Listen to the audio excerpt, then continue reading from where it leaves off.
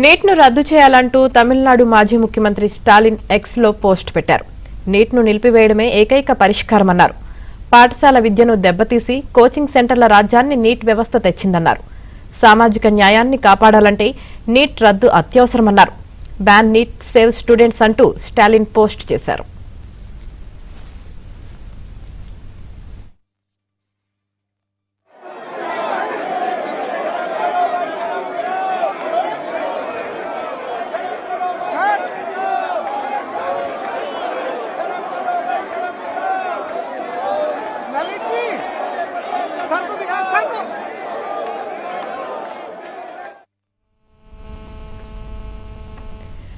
Neat పేరుతో కాంగ్రెస్ అనవసర రాద్ధాంతం చేస్తుందని బీజేపీ రాజ్యసభ సభ్యులు లక్ష్మణ్ ఆరోపించారు. చర్చలకు సిద్దమని కేంద్రం చెబుతున్నా పార్లమెంట్ సజావుగా జరగకుండా అడ్డుకుంటున్నారని మండిపడ్డారు. అన్ని అంశాల మీద ప్రభుత్వం చర్చకు సిద్ధంగా ఉన్నది.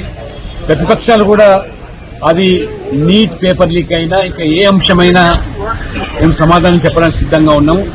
తీసుకున్న చర్యలు కూడా వివరించడానికి మేము సిద్ధంగా ఉన్నాం చెప్పినప్పటికీ కూడా రాహుల్ గాంధీ కాంగ్రెస్ పార్టీ పార్లమెంటు స్తంభింపజేస్తూ కార్యకలాపాలు జరగకుండా ప్రజాధనాన్ని ఈ రకంగా దుర్వినియోగం చేయడమే కాకుండా యువతను రెచ్చగొడుతూ ఉన్నారు.